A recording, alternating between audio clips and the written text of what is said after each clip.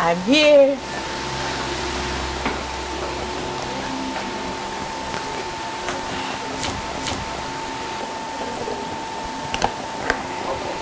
Dami oh. Alika kuya, bilangin natin.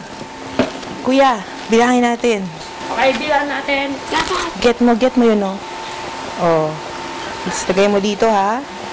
Oh, how many? 1, 2, 3, 7, 8. So, 8 na yan. Pag nagbigay talaga si Miss Wendy, punong-puno ang ating freezer. 6, 7. Oh, ilan lahat? 7. Yung kanina, ilan yon? 8 8. plus 7. Plus 7. Ilan yon? 15. 15 bags. Thank you, Lord. Ito yung mga milk. May mga dates kasi ito eh. Tulad nito, 3 ito na parehong December 30. Pwede up to 6 months ang milk, basta frozen siya. Merong 2:37 a.m., 10:08 a.m. Eh, mukhang ito yung pinaka-luma. Meron pa isang December 30 na 7 a.m. Nakakaingit, no? Biro mo, itong mami na to, kaya niya mag-produce ng milk ng 4 na ganito sa isang araw. Eh, ako, isa lang.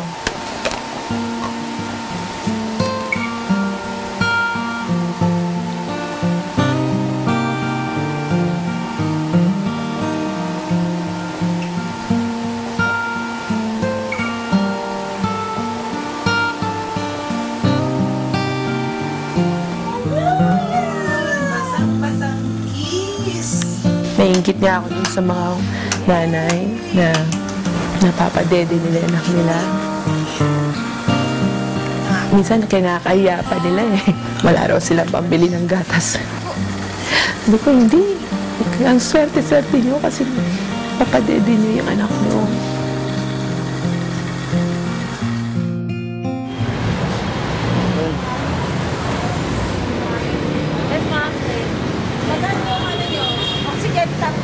Magka-canvas muna kami ng ng oxygen tank para kay baby kasi pag sakaling ilabas na namin siya, kailangan niya daw ng oxygen tank for emergency na mag-up niya siya.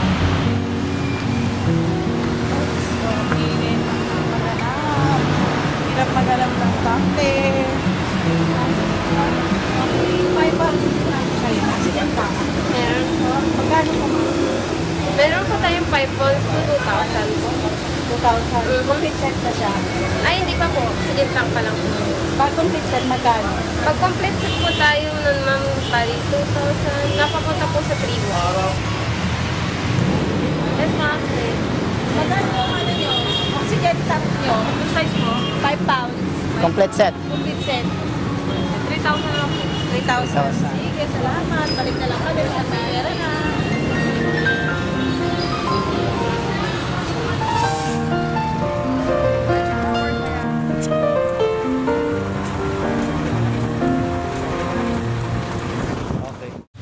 Siyempre gusto na namin siya maiuwi.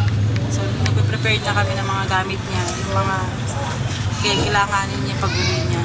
Ito, baro-baruan, Feeding bottles. saka yung mga mittens niya. Pati pang balot sa kanya kasi marami siya ginawin. Sana may uwi na namin siya bago magtapusan ng buwan. Kasi 2 months na siya eh. So complete na yung pag-ano niya ng 9 months. So, sana may uwi na namin siya.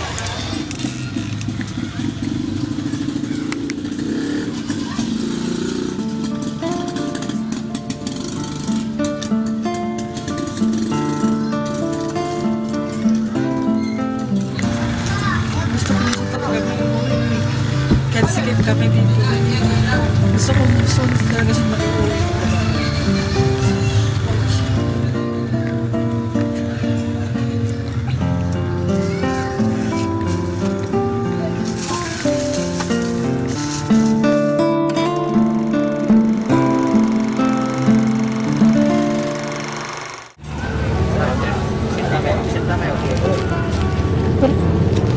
Pupunta tayo ngayon sa PGH para ilabas na si babe. Ano feeling mo? Ayan na, ito na yun na. Ito na talaga yun. Ano feeling mo? Yan ang feeling niya.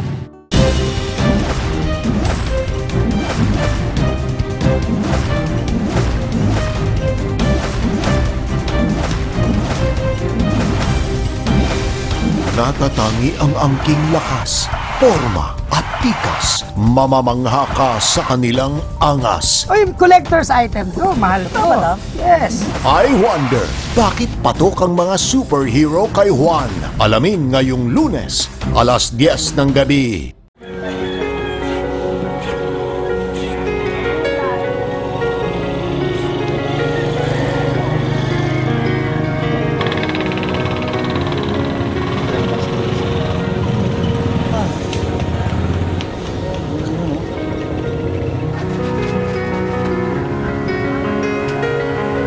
Ito yung oxygen na pinabili sa amin para gagamitin pag for emergency lang aming baby.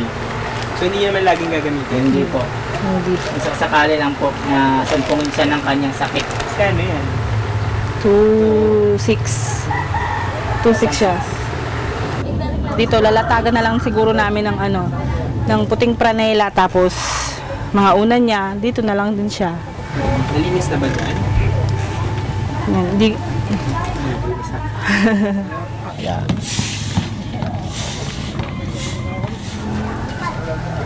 bye-bye, Marp!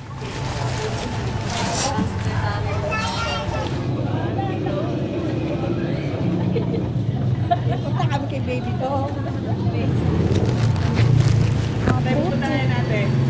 Pupunta tayo ngayon sa PGH para ilabas na si babe.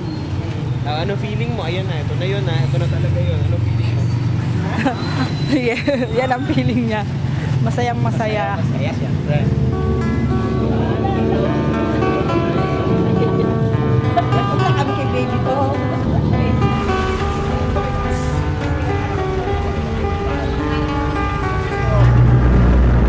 Ilang paura?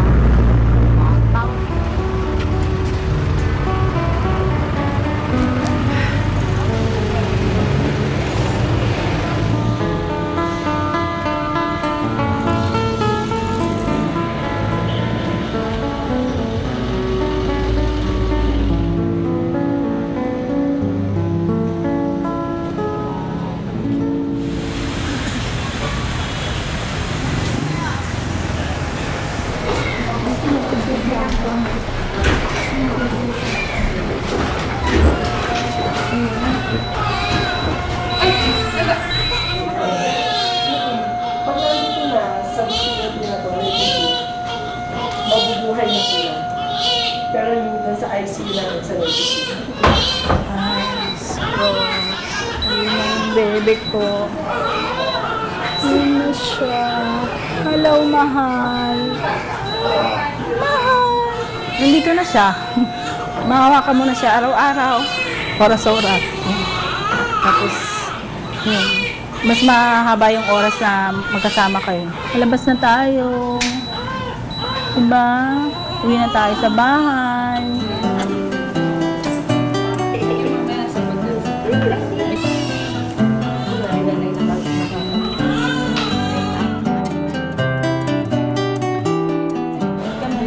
Dapat kami, tabi kayo ni Ma'am. Support mo ng mabuti, ha?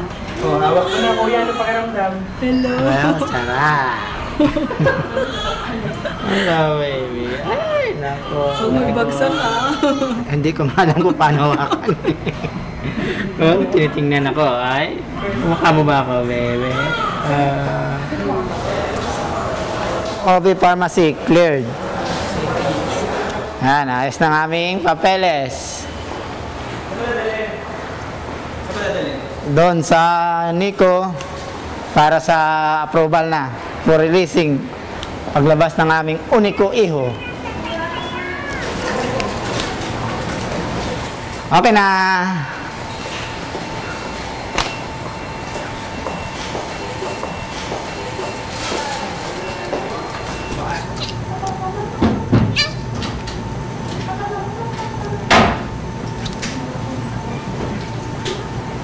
Kailangan ko talagang tingnan para sa susunod, pag ako na bibihis sa kanya, alam ko na. Tapos masaya, yan.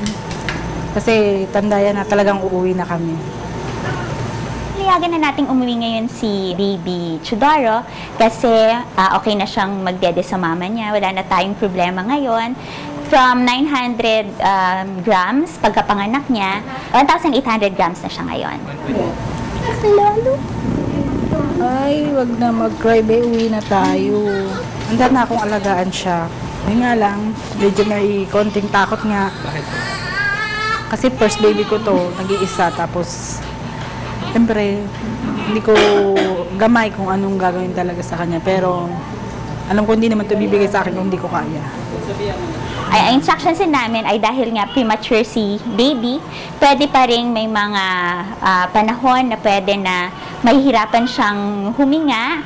Pinabili na rin namin sila ng mga gamit gaya ng oxygen para kung sakaling mangitim siya or mahirapang huminga, mabigyan muna siya ng pangunang or apat na lunas bago pumunta at bago idala sa hospital.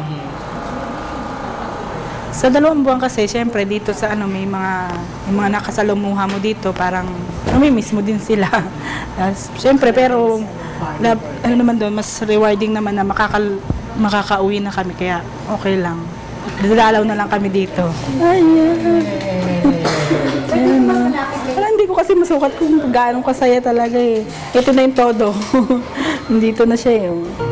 Hindi nga lang 9 months yung pero kahit 7 months siya lumabas. 10 years naman yung paghihintay, so worth it.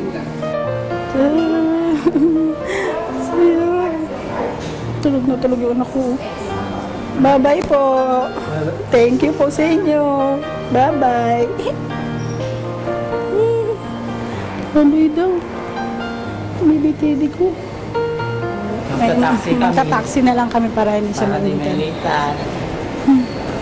Ay na sila, oh. Bye-bye po. Bye-bye.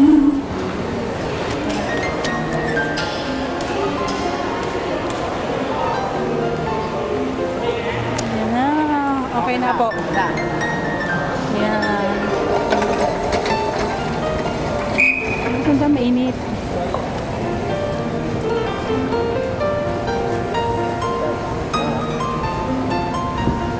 Port area lang, boss.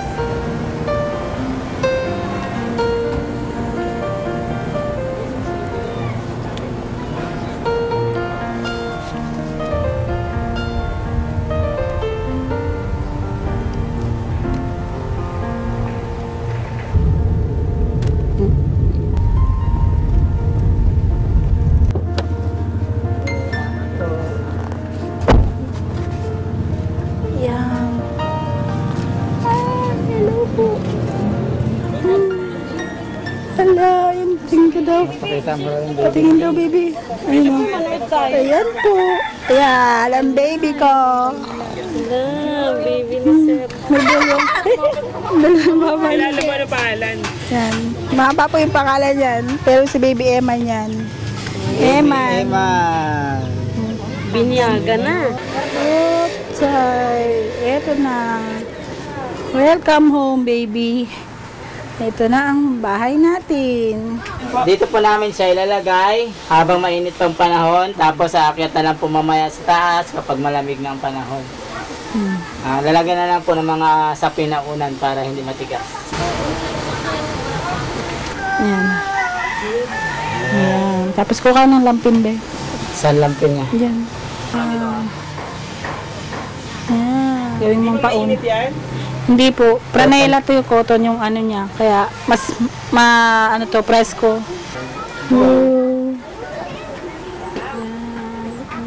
Yan. Yan ka muna higa. Wala ka pa kasing una. Okay na siya dyan. Babantayan naman siya para hindi mahulog.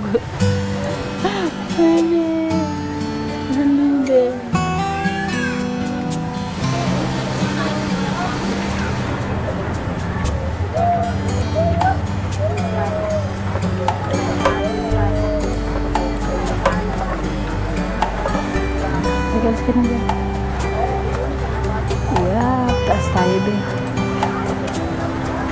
Yan, ano na yung sayap. kwarto. Ay.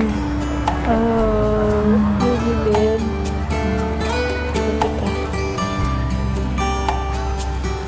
Kapag, diyan ka muna, be. Sabi nga namin, di bali na mabaon kami sa utang. Basta may survive namin siya. Sa ngayon, ayos na kami. Bawing-bawi na kami Okay dahil na po. andito na yung baby namin sa aming kilo. Kumbaga lahat ng paghihirap, Bayad na. Sobra pa. Gising na siya. Kapag makasama pala yung baby mo, yung anak mo mismo, hindi mo na maiisip yung mga hirap, yung lungkot. Mawawala na yun. Ngayon magiging parang mas open ka. Kasi dahil sabi ko nga, nung wala pa akong gatas, paano ko naging madamot yung ibang nanay para sa anak ko? Kawawa yung anak ko. Opya, ay, tanggal na. Talaga magkakaroon nga lang ako ng mas pa na gatas, yung mas marami. Yung sapat-sapat naman sa kanya, tapos may susobra. Kahit na sabihin mamasahe kami puntang PGH ulit, para lang mag-donate ulit, gagawin namin.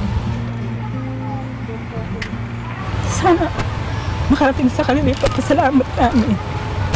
Kasi kung wala din naman sila, baka nagutom yung anak ko. Bukahin siya dahil sa kanila. Mahal na mahal ko siya. Hanggang anong kaya namin bibigay namin sa kanya. Thank you sa pagdating mo sa amin. Wala, bebe.